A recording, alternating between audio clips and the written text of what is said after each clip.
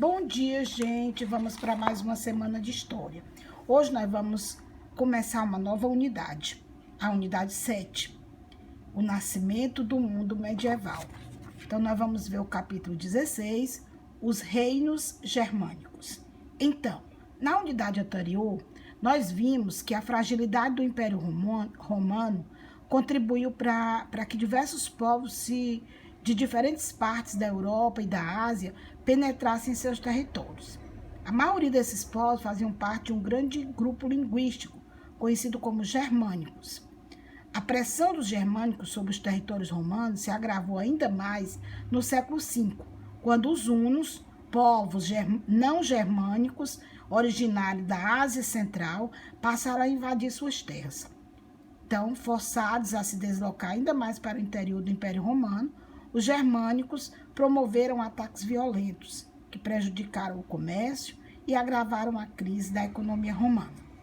Quando o povo germânico, Érulo, depois o último imperador romano do Ocidente, em 476, o império já se encontrava em colapso.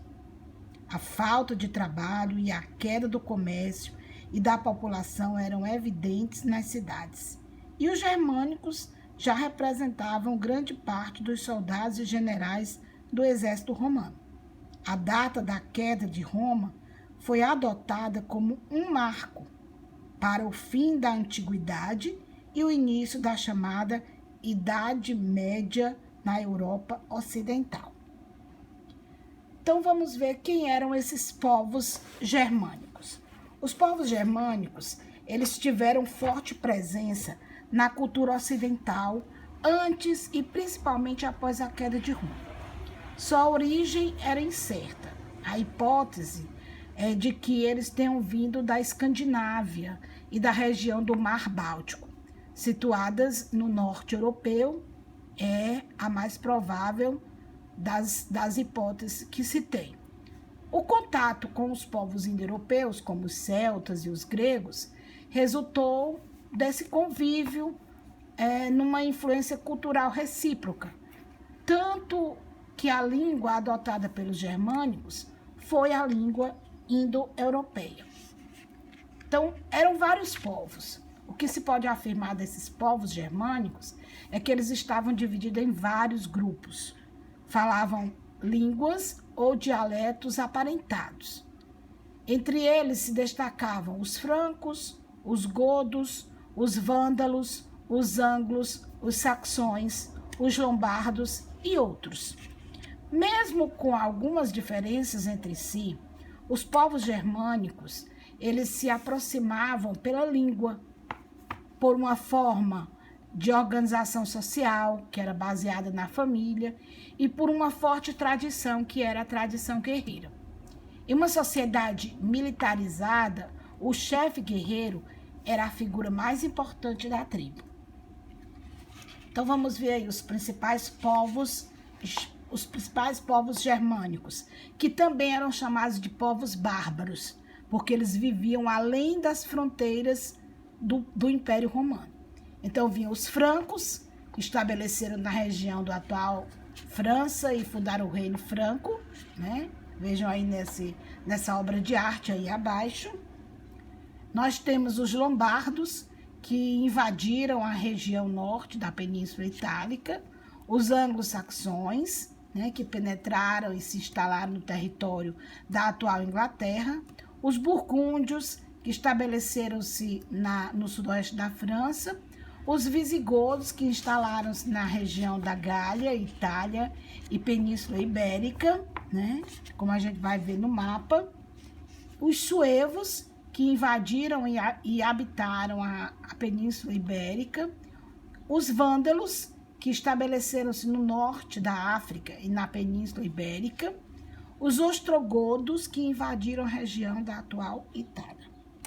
Então, nós temos aí francos, lombardos, saxões, anglo-saxões, burgúndios, visigodos, suevos, vândalos, ostrogodos.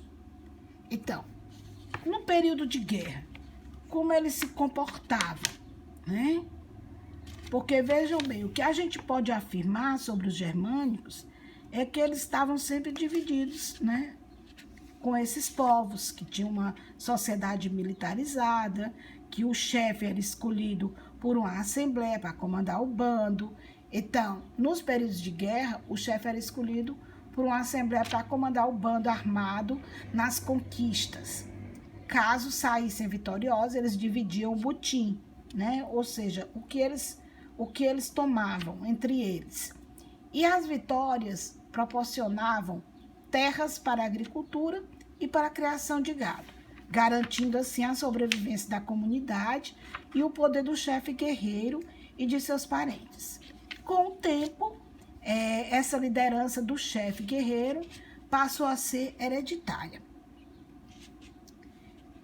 Existiu o encontro de diferentes culturas, exatamente por quê? Porque durante o século V e o século VI, os germanos, eles faziam o quê? Os germanos se fixavam em terras das antigas aristocracias romanas. E os líderes guerreiros tornaram-se reis. Porém, como eles não possuíam uma organização estatal, né, nem instruções para administrar os territórios conquistados, seus domínios tinham uma curta duração. Só a partir do século VI, alguns povos germânicos começaram a se estabelecer, né, com domínios duradouros na Europa. Foi o caso dos francos, na Gália, dos anglo-saxões nas Ilhas Britânicas e dos lombardos na Península Itálica. Então, os reinos germânicos, eles estabelecidos em antigas terras romanas, eles não possuíam instituições como as de Roma. Por exemplo, eles não tinham senado, tributos da plebe e algo mais. Mesmo assim, eles incorporaram elementos da cultura romana, como o latim e algumas leis do direito romano. O latim era mais usado nos setores administrativos, mas influenciou fortemente as línguas germânicas. O direito já convivia com leis germânicas, baseadas nos costumes, que eram as leis consuetudinárias, né? E os romanos, por outro lado, incorporaram alguns costumes germânicos, como o consumo cotidiano de carne de porco, né? Porque antes os romanos consumiam carne, né, esse tipo de carne, apenas nas festividades e nos banquetes. Então, aí nós temos os reinos germânicos, em 510, né, que era século V até o século VI, nós temos aí, onde cada um deles estavam situados, os anglo-saxões, os francos, os suevos, os visigodos, os ostrogodos, os vândalos, né, e os alamanos, os saxões, os lombardos, né, e outros povos, né, que não tinham muita influência ainda. Obrigada, vamos às nossas atividades.